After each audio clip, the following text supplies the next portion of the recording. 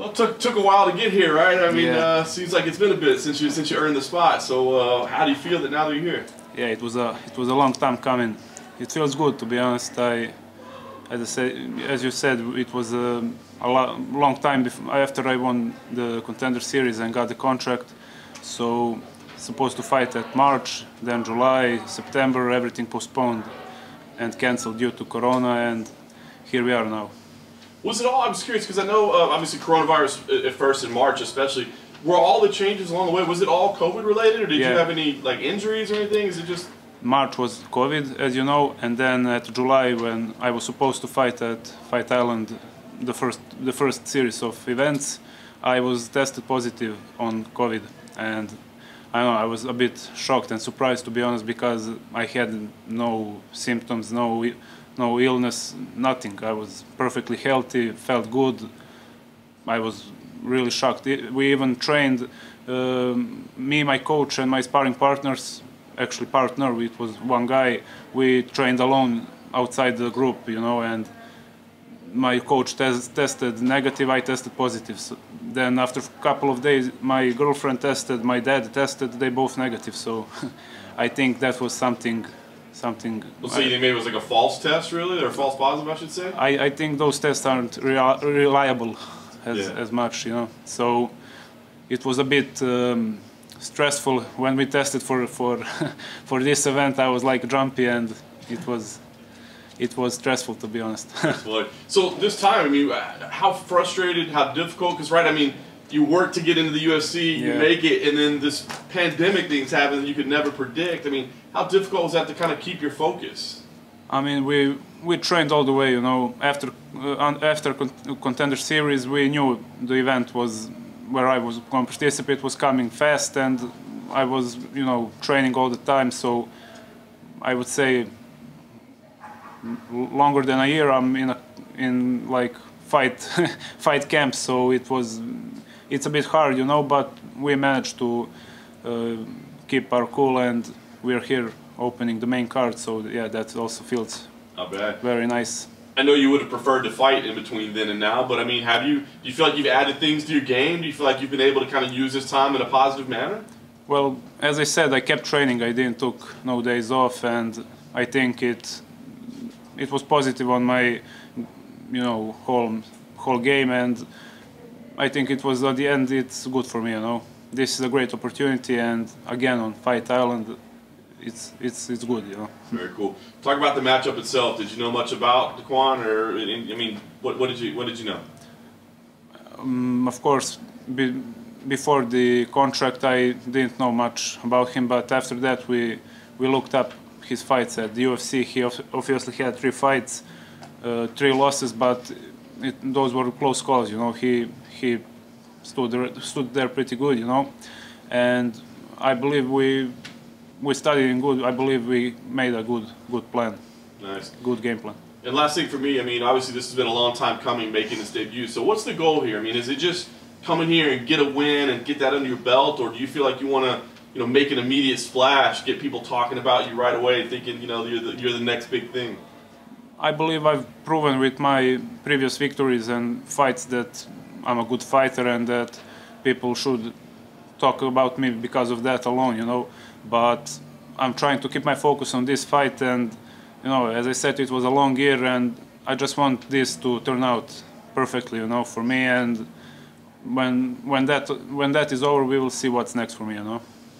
Is fighting someone like Dequan, who's on this losing streak, more dangerous than fighting someone, say, on this long win streak, because his back is to the wall and he has nothing to lose?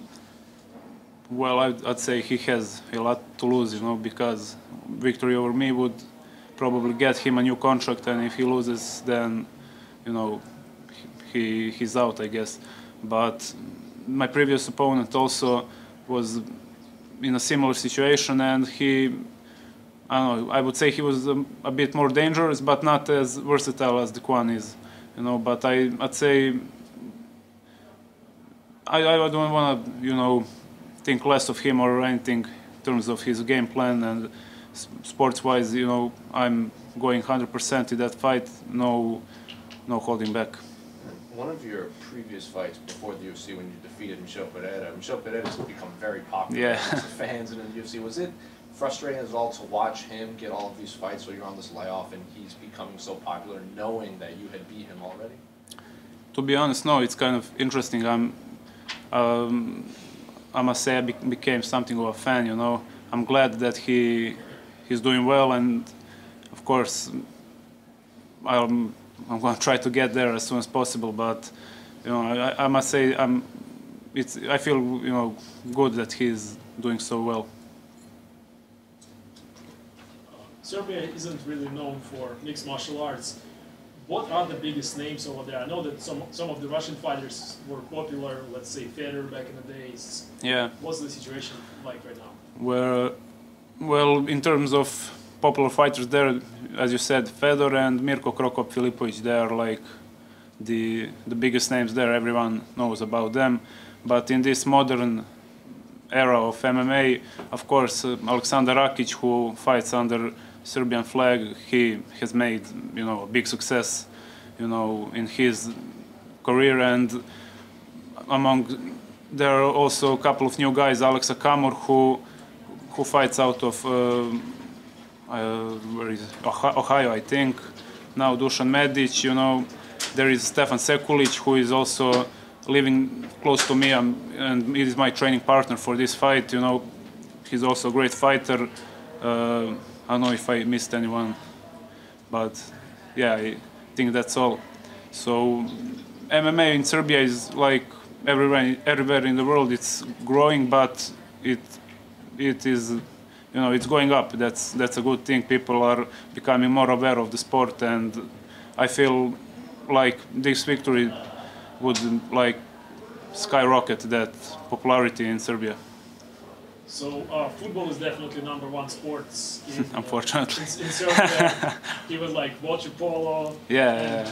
Maybe, I don't know, tennis. Yeah. Djokovic, yeah. Djokovic, and how, like, where would you place MMA in the ratings? Like, football is #1 and MMA is like number 5, 10?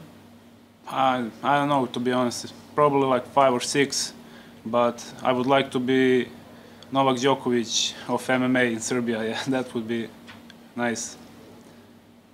So how long do you think it's going to take for MMA to become maybe not the #1 sport, but like somewhere in the top 5, top 3? Couple of years probably. As I said, you know, we all know MMA is the fastest growing sport in the world. So the same case is in Serbia, but there are still some prejudice, and you know, people don't actually realize what MMA is. You know, there are a couple of, you know, times where people ask you train UFC, you know. So I'm like, no man, it's a bit weird, but yeah, people are coming around, and slowly it's going up, the awareness of MMA and as a sport. Do people also associate MMA with like football hooligans because it's unfortunately, yeah, it's prejudices. You know, they tend to connect it to, you know, sorts of criminals and stuff, which is totally unrelated and not true. But I feel like it's journalists there that make all the wrong impressions of the sport. But do you think MMA is actually like a room for those people, room for this aggression to channel it to the sports, take it away from the streets? From my experience, I don't have much energy after my workouts to do anything else, let alone be in some hooligan or criminal related activities. So that's totally wrong to think about that like that. So I feel like people need to change their minds about that. Hey, how you doing? Hello? I hear you're currently working on your graduation thesis at the moment. Yeah. I was just wondering how you manage time to do that as well as fighting for the UFC. Well, to be honest, it's a long time. Finishing that, you know, I gave all my exams, and then that final step to write that thesis, you know, I always postpone it because, you know, I'm a bit lazy. I'm focusing on this 100%. So, but after this fight, I'll try to find time to finish that and to let that be water under the bridge, you know. What is the thesis in? My school is about IT, you know, but management part of IT, and I've managed to. It's going to sound a little bit funny, but I've managed to get a thesis about how to organize an MMA event and to describe it. So my manager Bojan Mihajlovic is a organizer of the biggest promotion probably in Europe, but in Serbia 100% biggest promotion, Serbian Battle Championship, where I fought with Michel Pereira, and you know I can have all the info on one phone call, but as I said, I'm a bit lazy and try to leave that for later.